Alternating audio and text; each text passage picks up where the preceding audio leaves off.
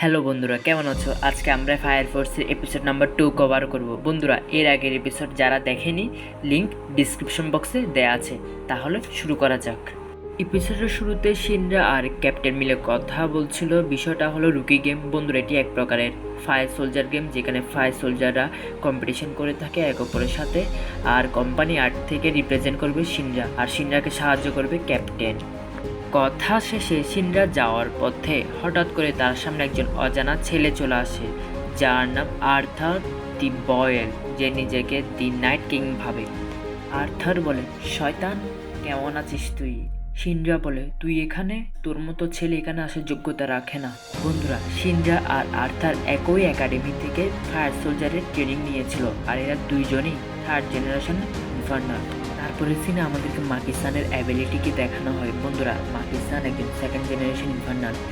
তার অ্যাবিলিটি হলো যে সে কোনো একটা যন্ত্রপাতি ব্যবহার করে আগুনকে নিয়ন্ত্রণ করতে পারে এবং আগুনের মাধ্যমে সে বিভিন্ন ধরনের জিনিস বানাতে পারে। তখন ছাদের দরজা ভেঙে শিনরা আর অর্থাৎ দুইজনে বের হয়ে আসে। দুইজনেই একে অপরের সাথে লড়াই করার জন্য প্রস্তুতি নেয়। তখন মাকিসান জিজ্ঞাসা করে, তুমি কে? তোমাকে তো আগে কখনো দেখিনি।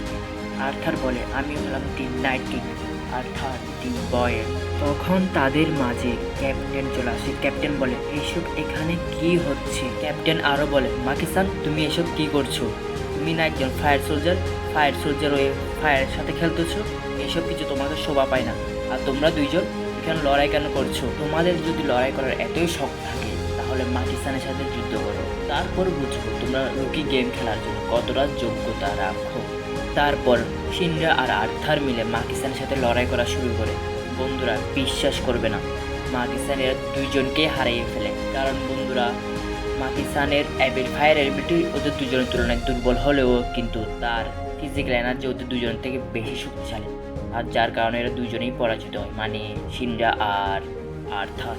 লড়াই শেষে শিনরা, আর্থার এবং ক্যাপ্টেন মিলে রেস্টুরেন্টে আসে এবং খাওয়া শেষে আমাদেরকে ট্রেনিং রুম দেখানো হয়। ফায়ার সোলজার আর্টের ট্রেনিং রুম দেখানো হয়, যেখানে আমাদেরকে নতুন একটা অস্ত্রের শিনরাকে এবং আমাদের নতুন একটা অস্ত্রের সাথে পরিচিত করানো হয়।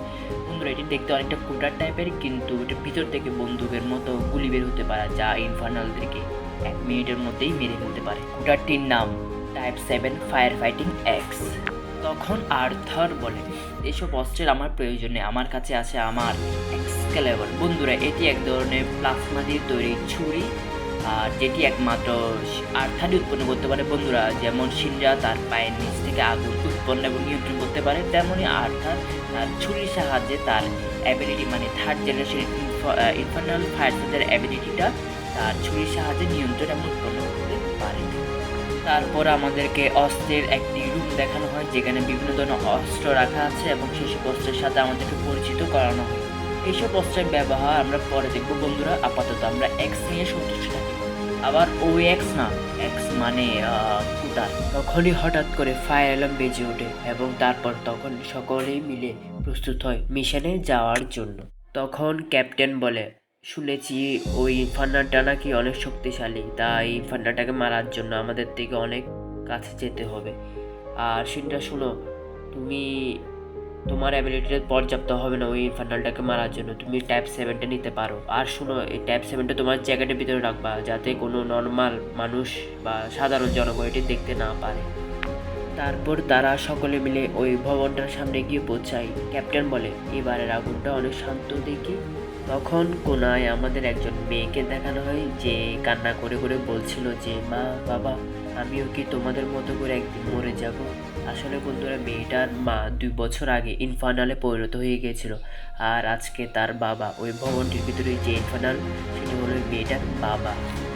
ক্যাপ্টেন বলে, এটি আসলেই অনেক দুঃখজনক ব্যাপার, চলো আমরা সকলে মিলে ওর বাবাকে মুক্তি দিয়ে আসি। তখন সেটা বলতে না বলতে আর্থার আর শিনরা তারা তাদের অস্ত্র বের করে। তখন ক্যাপ্টেন এগিয়ে গিয়ে বলে, শিনরা, আর্থার, তোমরা দুজন একটু আমার সাথে আসো তো। ক্যাপ্টেন বলে, আমি না তোমাদের দুইজনকে বলেছিলাম যে এই সকল অস্ত্রগুলো সাধারণ মানুষের সামনে না বের করার জন্য, তবুও তোমরা কেন বের করেছিল? আর্থার বলে, কেন ক্যাপ্টেন, এরকম তো কোনো রুল নেই যে আমরা বের করতে পারবো না সাধারণ মানুষের সামনে অস্ত্রগুলো। ক্যাপ্টেন বলে, তাহলে শুনুন, আমরা মানুষকে বলি যে আমরা ইনফার্নালগুলোকে মুক্তি দিই, কিন্তু বাস্তবতা কি জানো? যে আমরা ইনফার্নালগুলোকে মেরে ফেলি। এটাই বাস্তবতা। আমাদের ফায়ার সোলজারের মতো অনেক মানুষ আছে যারা ইনফার্নালগুলোকে মেরে অনেক খুশি হয়, কিন্তু আমাদের বুঝতে হবে ওই ইনফার্নালগুলো কিছু মানুষের একটা সময় অনেক আপন মানুষ ছিল এবং প্রাণপ্রিয় মানুষ ছিল, তাই তাদেরকে মারার সময় আমাদেরকে ওই সম্মানটুকু দিয়ে মারতে হবে, না খুশি হই। আমরা যাদের সাথে লড়ে এবং যাদেরকে মেরে শান্তি পাই, তোমরা কি জানো তাদেরও অনেক চাওয়ার মানুষ আছে। আর এর জন্য যদি নেক্সট টাইম আমি যদি দেখি তোমরা দুইজন সাধারণ মানুষের সামনে অস্ত্র বের করেছো, তাহলে আমি তোমাদের দুইজনকে ইউনিট থেকে বের করে দেব। তখন আমাদেরকে কিছু লোকের ভিড়ের মধ্যে একজন অজানা লোককে দেখানো হয়, যার হাতে থাকা একটি ছোট কাচের বোতল থেকে কিছু জিনিস ফেলে দেওয়ার সাথে সাথে ওই ভবনে ধাও ধাও করে আগুন জ্বলে ওঠে বন্ধুরা। তখন ক্যাপ্টেন অবাক হয়ে বলে, কিরে হঠাৎ করে এইভাবে আগুন ধরে গেলে কেন? তারপর তারা সকলে মিলে ওই ভবনটির ভিতরে ঢুকে। তারা ভেতরে ঢুকে দেখে যে ওই ইনফার্নালটা শান্তভাবে চেয়ারের মধ্যে বসে আছে। তখন টেবিলের উপরে থাকা একটি ছবির উপরে ক্যাপ্টেনের চোখ যায়। ক্যাপ্টেন দেখে ওই ছবিটির মধ্যে ওই মেয়েটা এবং তার মা এবং তার বাবা, যিনি কিনা এখন ইনফার্নাল হয়ে গেছে। তখন আর্থার বলে ওঠে, ক্যাপ্টেন উনাকে মুক্তি দেওয়ার সুযোগটা আমাকে দেন। তখন সিনরা বলে ওঠে, তুমি পাগল হয়ে গেছো আর্থার, তুমি দেখছো না ওই ইনফার্নালটি কিছুই করছে না, তাহলে মারার কি দরকার? তখন আর্থার বলে ওঠে, তবুও আমাদেরকে দরকার ওনাকে মুক্তি দেওয়ার। সিস্টার প্রার্থনা শুরু করো। তারপর আর্থার চেয়ারের পেছনে গিয়ে তার প্লাজমা কাটারটা ওই ইনফার্নালটার প্যাটের ভিতরে ঢুকিয়ে দেয় এবং ওই ইনফার্নালটা শেষমেশ মুক্তি পায়। তখন হঠাৎ করে দেওয়ালের চারপাশ থেকে ভারতের মতো জিনিসগুলো পড়তে থাকে এবং ওই বিল্ডিংটা ভাঙতে শুরু করে। তখন তারা কোনো মতে ওই বিল্ডিংটা থেকে বের হতে পারে। ক্যাপ্টেন বলে ওঠে, এইসবের পিছনে কে করছে এইসব কাজ, তাকে আমি ধরবো শীঘ্রই এবং তাকে মৃত্যু দিবই।